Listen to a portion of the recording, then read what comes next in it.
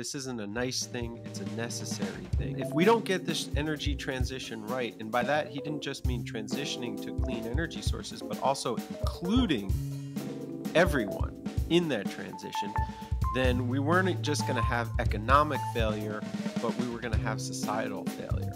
Hi, and welcome to Solar for All, a podcast focused on the intersection of clean energy and the issues of race, class, justice, and equity.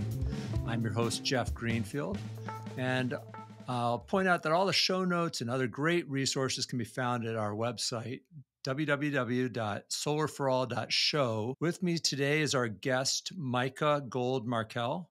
And he is the founder of Solar States, solar installation company in Philadelphia.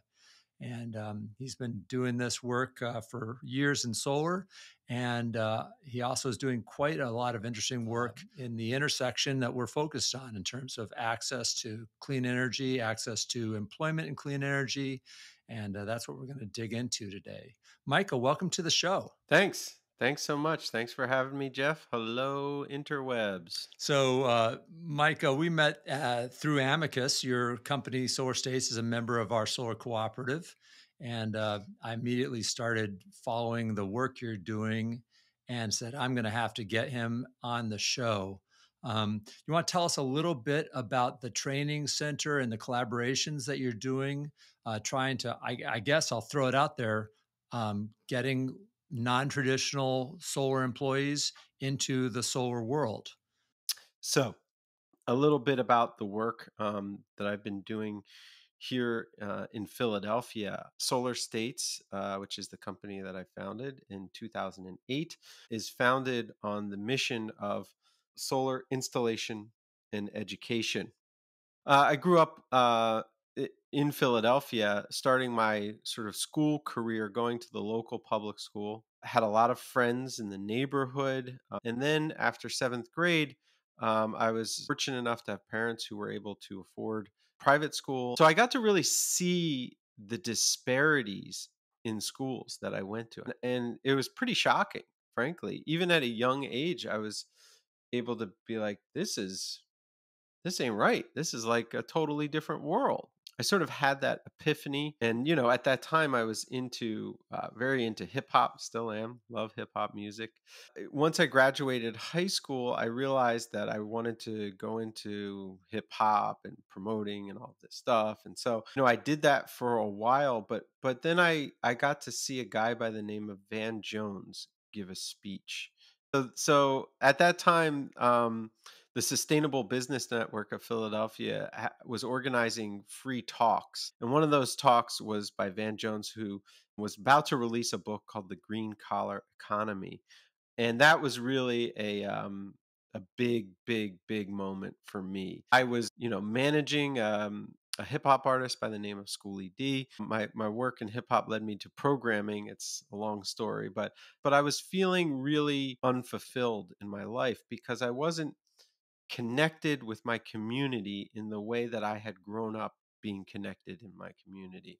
And hearing Van Jones speak and hearing him say, the green wave can lift all boats. This isn't a nice thing, it's a necessary thing. And the way he talked about solar so passionately and so forcefully, frankly, that if we don't get this energy transition right, and by that he didn't just mean transitioning to clean energy sources, but also including everyone in that transition, then we weren't just going to have economic failure, but we were going to have societal failure. And it really struck a nerve for me. At that time, Van wasn't the big star that he is today. So I actually got a chance to talk with him, and he really challenged me and said, you're from West Philadelphia. Like, why aren't more low income Black and brown people participating in environmentalism? Why aren't they here?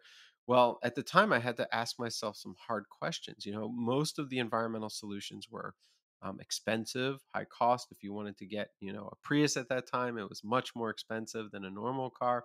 If you wanted to get organic food, much more expensive. And so we were really excluding people of modest incomes.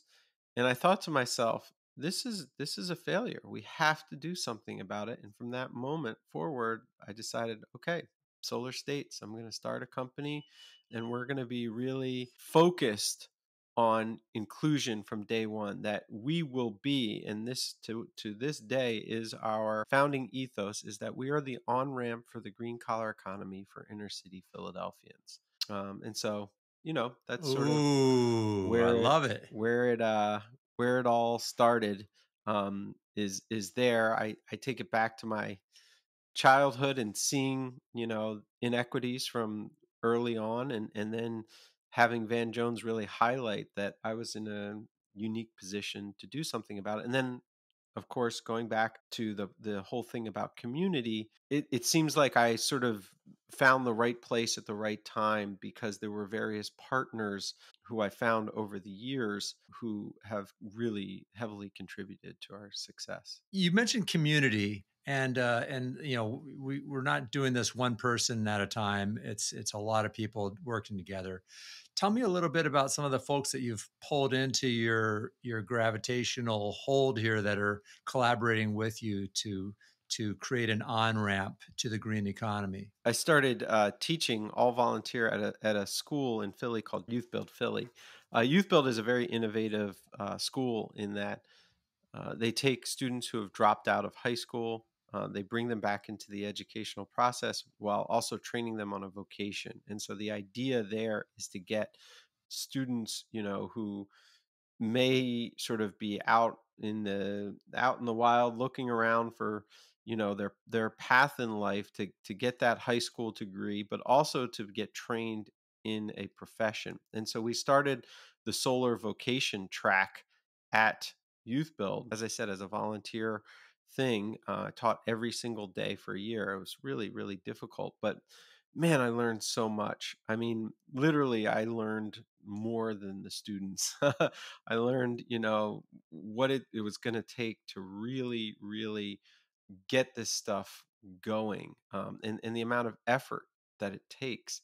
And so, we had a couple of students, Kevin and Maurice, who came out of those first classes, and, inner city residents. At that time, Solar States was a very small company, myself and maybe one other person. And we started to do installations, me, Kevin, and Maurice. And that was very difficult because I didn't have any structure in place. Things would happen, like Kevin or Maurice's phone would get turned off and I couldn't reach them anymore. And then I'd have their address and I'd go there, and it turns out they had to move for various reasons. And so literally I would like lose track of them. And that would be, a third of the workforce gone. And it made it very, very difficult to actually get things done. And then, in other ways, I didn't have the proper structure in place for Kevin and Maurice to succeed. We didn't have vehicles for them to use, if they needed to come to work late and get to a site. Or again, the phone thing. That was one of the things I learned very early on, is that if we were going to work with people with low income backgrounds, we had to provide them with phones, so that we could constantly stay in contact and make sure that, we could do our job properly. So learned a lot, learned a whole lot through that process. And then we really started to grow a bit as an organization. And I credit a lot of that to my partner at the time, Akil Marsh. He was very focused on putting more structure in place. At that time, I was doing permitting, I was doing installation, I was doing designs. I kind of was doing it all, and Akil was sort of running the business end of things. And he said, Micah, if we're going to be successful, you got to let go of permitting, sales, and installation. Like you should focus on one thing, do it well. And so I said, all right, I'll do installation. You start getting us jobs and doing sales. And so he was able to do that, and really bring on some sales folks. And then as we got busier and busier, I met a gentleman by the name of Skylar Willman Cole, who's now a partner in the business. And Skylar was really the first person who I felt I could trust on the roof. Like I didn't have to be there to oversee the installation. And so having that sort of experience structure in place allowed us to hire a lot more inexperienced folks and train them in a way that led to a lot more success and a lot more structure. And so we also realized that, some of the students coming out of youth build, we couldn't have sort of one pipeline of community residents. We needed to have multiple pipelines because some of the students coming out of youth build were still 18, 19 years old, and they just weren't ready to make a commitment to waking up at whatever it is, 5:30 a.m. in the morning every morning to get to the shop by 6:30 to work. It takes a lot of commitment to do that. I know in my 20s, I wasn't anywhere near that. And so we found other partners, the Philadelphia Energy Authority and Power Corp PHL, where we got residents who were a bit older, maybe 25 to 35 years old, had a bit more work experience, but were looking to find the right career path, maybe had been previously incarcerated, stuff like that. And that allowed us to really blossom in the programs that we were looking to support. And we started running multiple training programs as well. Found a great partner, a gentleman by the name of Spencer Wright, who grew up in North Philly but had years and years of experience in the solar industry. That was a really fortunate find for me, and it's been a great partnership with Spencer. He's now what we call our CEO, our Chief Education Officer. He runs a lot of the solar training programs. So now we've had folks who have come through our training programs who have been with us 4, 5, 6 years, and that's really cool to see that we've retained folks. We had our first person who came through our training program with PowerCore PHL who actually became a fully licensed electrician, Thomas Glenn. Shout out to him for his amazing work and dedication. And that's part of our mission. Yes, we want you to work with us, but we also want you to have transferable skills that, if you decide to go somewhere else or go out on your own, you're good to go. One of our other guests pointed that out as a measure of success is not just doing the training and getting some non-traditional folks into the industry, but then retaining them and having them thrive. And so you're basically following up with what she was pointing out and calling out how you're measuring success. Someone getting their electrical license. I mean, gosh, what a great credential to have, and what a great story. So, thinking about the listeners out there, maybe somebody in California or Texas or New Jersey, they also probably see a lot of things that you saw growing up about the inequities and the need for an on ramp. How might they? I mean, obviously, everyone's going to do it their own way, but what's some ways that they might be able to replicate some of the successes you've had, or what ideas do you have for other people to amplify the work you're doing in Philly? Sure.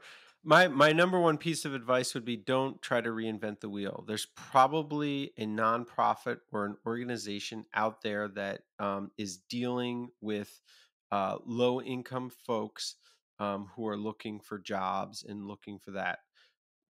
Integrate yourself in the community. Don't try to force things on the community. Ask questions. Say, hey, would you be interested in a solar training thing? Do you think that would be something that residents would be interested in? If the answers are yes, then okay, get moving with partnerships. Don't try to sort of be super person and do it all yourself. It just that's much less likely to succeed. That's great. Yeah, I think that there are organizations that have been doing this work for a long time. They just haven't been doing it with solar. And so Right. tapping into the lessons learned, the networks, and also the trust building. I imagine that if I'm, Mr. Middle class white guy rolling into a lower income community or a community of color, there's probably going to be a lot of work to build trust. And that's hard. And some other Oh folks yeah. already have that Oh trust, yeah. right? Oh yeah, definitely. I mean, uh, I take a lot of the success that I think that we've had is the fact that I can I can connect. Yes, I'm a white male, no doubt. But grew up in a black neighborhood, have a lot of the same shared experiences as the community, as the folks who live in that community. So we have a lot of things that we relate on, even if we're not the same skin color. And so, having that sort of bridge is very helpful. But also just being your authentic self. If you don't have that, don't try to um, act like you do. You know what I mean? Like, be who you are, and that's really really important. Instead of trying to pretend to be, you know, hey, I'm down with the local community. Like that gets sniffed out and really shut down pretty quickly is my experience. I mean, I think you're taking a lot of this stuff, these soft skills that you've got that you were, grew up with for granted. There's a lot of organizations also that are realizing how white, how male, how, straight, how able-bodied, focused they are. And they are with good intentions, waking up and trying to learn and change. Um, but it's pretty hard. I mean, we're talking about code switching Mhm. in another conversation, and it's stuff that a lot of people are just completely blind to. That large sections of our society and that our country have to go to work and clock in and start speaking another language. Right, right. Do you see some of that stuff Oh going yeah, on? I mean, I think that's part of having grown up in the community is that I've always been comfortable, and in fact had experiences where I was told myself that, like, I was speaking to hood or something, you know what I mean, like in other jobs. And right off the bat, I knew. I was like, well, I'm from an urban environment. This is how I grew up. I grew up in this is the language that I use when I was relaxing with friends. Um and so, it's one of those things where you have to be willing to meet people where they're at. And sometimes where they're at is a culturally different place than where you're from. And if you're not comfortable with that, it's going to be very difficult to have success. Yeah, yeah. The thing that a lot of folks are realizing is that there's one big cultural lens that's the dominant cultural lens that many people still today think is the only cultural lens, and everything else is second, third, or fourth. I think that's slowly changing, but it's still the reality that we're all working around and dealing with. You mentioned getting some folks coming out of incarceration. I know that there's actually some solar training here in Ohio, with folks that are getting ready to leave the prisons and get back into normal society. Um, I can just imagine how hard it's going to be to make that transition. And do you guys have any experience with employees Oh yeah. coming out of those post incarceration programs? Yeah, And definitely. have they worked out, or have they not worked out, or the good and bad stories, or Yeah, mostly good? mostly good. We have a gentleman working with us. He talks about his story all the time, so I feel comfortable telling it. He's told me, he's okay with me telling it. But his name is Robert Burgess. He was actually a juvenile lifer at 17. He was sentenced to life in prison. He was at the scene of a murder. He did not commit the murder himself. It was his friends. They were doing a robbery. He didn't know they were going to, shoot anybody or do anything. But you know, that was the circumstance he was in. I guess a few years ago, the Supreme Court ruled that it was illegal to sentence juveniles to life, and as a result, he was released. And then he came into our program with Philadelphia OIC. And so I think this puts a real fine point on community partnerships. OIC is this nonprofit that's been working in Philadelphia communities for longer than I've been alive. Started by a black leader in the black community in North Philadelphia, right? And so they have all of the connections into the community to find people like Robert Burgess who are coming out of jail. Now, one of the things Robert had done while he was in jail was spend a tremendous amount of time focusing on his education. And it's like unbelievable to me to say that. If I was locked up for life, I mean, why focus on education? I was like, I don't, but he really was. He had gotten various electrical certifications. He had done this, done that. He talks about all the work he did at Lompoc. And while he was locked up, he was running various electrical workshops and this and that. So he came out, and he found Philadelphia OIC, or OIC, found him. He was looking for a job. He knew that they did job placement in the community, and we had a solar program with OIC. And so he ended up in our solar program. And so one of the things that I learned from meeting Robert is, if people have taken the time while they were locked up to try to get a certification or educate themselves, usually that's a good sign that they're ready to be back out, and they don't want to go back into jail. They're ready to have a major life change that happens. And so now, if we're interviewing people and they say, I've been incarcerated in the past, we don't actually ask that. Sometimes people just bring it up on their own. um, then I like to ask. I say, "Hey, well, did you do, what did you do inside with your time?"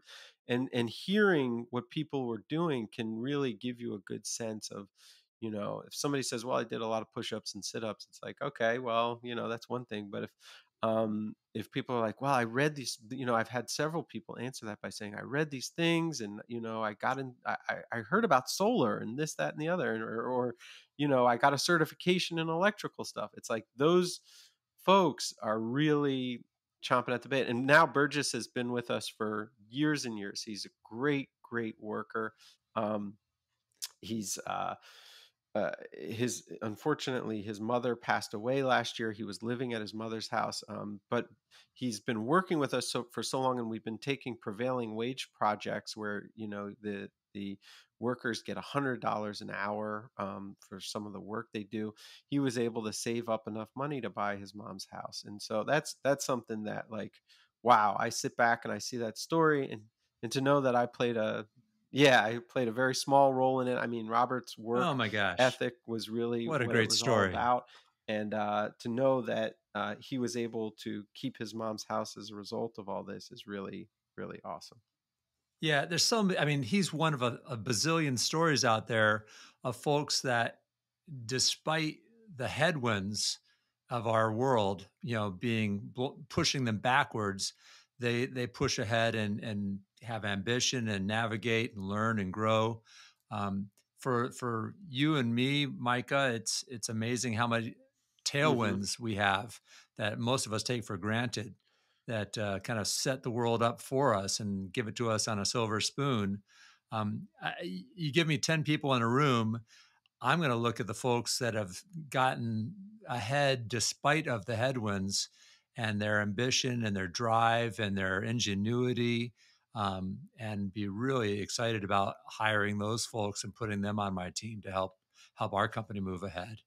And I hope many other folks not only give a shot to people coming out of incarceration or the justice system, or other challenging backgrounds, but also, like, actually look at it as a strength, look at it as an extra bit of character that they would probably benefit from having in their team, Absolutely.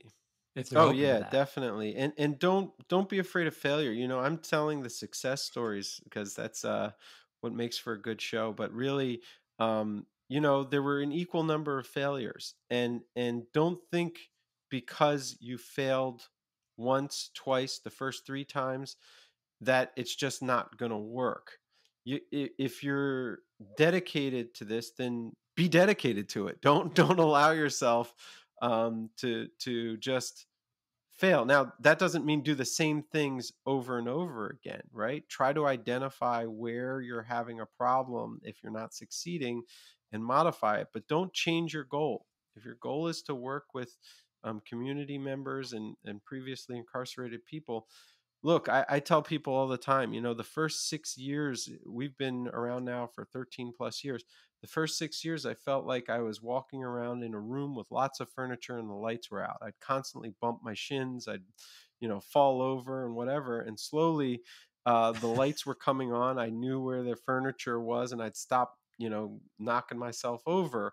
But because our mission is to be the on ramp, because we stuck to our mission no matter what, we figured out a way to start making it work. And now we're 37 full time employees with 5+ million in revenue a year, and it's really working for everyone. And the other part is it's not good enough just to provide sort of entry level positions. You have to have diversity throughout your leadership structure, everywhere. If it's just sort of white people, sort of, hey, we're just going to have people working at the lower levels of this business. That's not going to work ever. You really have to create paths for um, co-ownership potentially, or at least to move up to senior management level positions. If not already have people and women, people of color, women, trans, whatever it is, have that diversity on all levels of your business, not just entry level. Yeah, yeah. Here. It's really, how you walk your talk that makes that new hire, he or she joins your team and looks around and sees people that might look like them at, higher pay levels and higher responsibility levels. That's a big difference from, just the frontline workers out there, looking like them. Have you actually Right. promoted from within to get folks into these mid-level and upper level management positions, or did you go out and hire folks directly into those positions? Sure. So a little bit of both. Early on, it was hard to promote to that level because we didn't have people who had been with us long enough to do that. So, as I mentioned, my previous partner, his name is Akil Marsh. Black man, he was right there in management. Unfortunately, we weren't as financially stable enough to keep Akil in the early days, so that was tough. But having somebody, and now Spencer Wright, who I said is our chief education officer, management level position, and then we have several women as well. But now that we've had people who have been with us 4, 5, 6 years who have come through our programs, yes, absolutely. We have project managers, leads, all sorts of folks. We're a very interdisciplinary company. We try to talk when we're doing our employee evaluations. We try to say, what do you want to be doing? We don't assume that just because you started off in installation, that's where you want to end. Maybe somebody wants to switch over to sales. Maybe somebody wants to get trained in drone survey. So we try to get training and movement all across the company. Well, I'd rather have somebody out there designing systems that's actually been slinging glass on the roof versus somebody straight out of, engineering school that's never, drilled a lag screw. I agree that having that experience and moving people around. Totally, totally. That's the other thing I'd like to say to founders. If you're a founder of a company and you've never actually done the work of your company's product, you are missing something big. You cannot replace hands-on experience. One of the reasons that I think I get a lot of credibility with the workers at our company is I did this for 6 years. I was the one on the roof. I was the one installing all the time. And in fact, a lot of the people who have come up through the organization, worked with me elbow to elbow on a roof putting in solar. And so they know I'm not just telling them to do something that I've never done before in my life. One thing you mentioned earlier was how it's not just one person, that we are a community and you were helped by a lot of other people, and we're all in this together. Uh, we're big believers in that as well here at the show, and this is where we have the better together section. So this is kind of where we're winding down, and it's your opportunity to share some wisdom with folks. So the first part is note and promote. If you've got an author, thought leader, or a book that you think other people would benefit from and you want to amplify it, this is your chance to throw that Sure. out Well, the there. most obvious one, what I've talked about already, Van Jones. Van Jones started something called the Ella Baker Center, out in Oakland, California. I believe he was involved in Green for All and wrote a wonderful book, The Green Collar Economy. He is an extremely inspiring person, a real thought leader. particularly around politics and greening in the United States. On a local level, I'd love to give a shout out to Councilman Derek Green. He is an incredible council person. He's really connected community empowerment with business, with job training, and he's connecting all those dots and figuring out ways to make sure that government supports all of those efforts rather than creates unnecessary red tape and other things. So he's been a real leader in that field. How about some advice? Any kind of advice or wisdom that you've benefited from that you want to share with our listeners? Yeah, yeah. So when I was doing software work, there was this saying. It said "fail fast," right? It was like this funny, whatever thing. Well, come up with a product. If it doesn't work, move on to the next one, right? And so fail fast and keep trying different things. I would like to say, don't do that. Do the opposite. Fail slowly. That's how I really learned. Is I failed slowly and time and again analyzed what I did. Don't let failures scare you from your mission. Think about your mission, think about why you're failing, and try to always stay with your mission, but change your tactics, if you need to.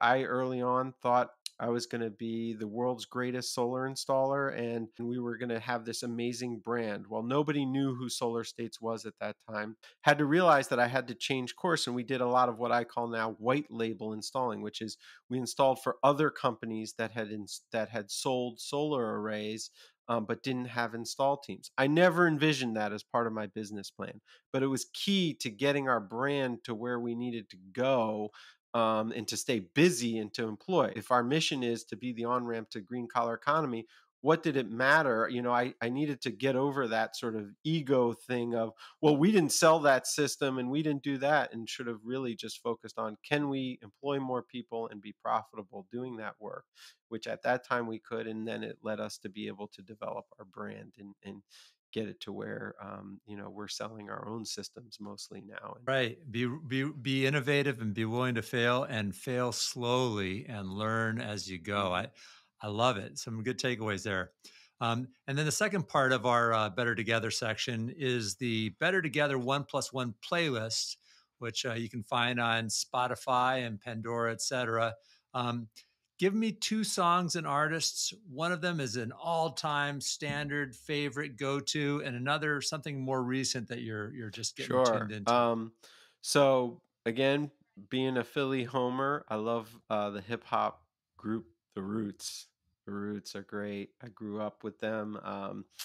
Wonderful, wonderful group. I'm a big, big fan of one of their early albums, Do You Want More? One of my favorite songs there is Proceed. I shall proceed and continue to rock the mic. Yeah, love, love, love The Roots. Also, Schoolie D, Saturday Night, is a classic, a hip hop classic, sampled by Biggie Smalls, a lot of other folks. So it's Philadelphia's got a lot of great, great music coming out of it. Newer artists, boy, I feel that's a challenge. I really like Kendrick Lamar, J. Cole as well. All right. Well, we'll throw all that in our playlist, and it's going to be fun. We're going to have everything from the Grateful Dead to, it's a hip hop and everything in between. Because kind of reflects America. That reflects the solar industry, or at least where the solar industry is going. If people like you have anything to say about it, Micah, thank you so much for being a guest on the show, and more importantly than that, for all the great work you're doing with Solar States and all your other folks on your team and the folks in your network that are pushing solar ahead, pushing solar towards where it's supposed to be. I want to say thank you to our sponsor, Third Sun Solar, and especially a big shout out to our listeners that are promoting us and sharing us with their peers and friends. Please subscribe and follow us. This is how we create not just a cool show, but a movement. Again, the show notes, some of the references that Micah's made, you can read more about them, get links to programs and and other folks he mentioned at the solarforall.show. And if we're going to be successful in the war on climate change, we're going to need everybody on our team. And to do that, we've got to learn and grow, and that's what the show is all about. We are the people we've been waiting for, and we can work together to create truly solar for all.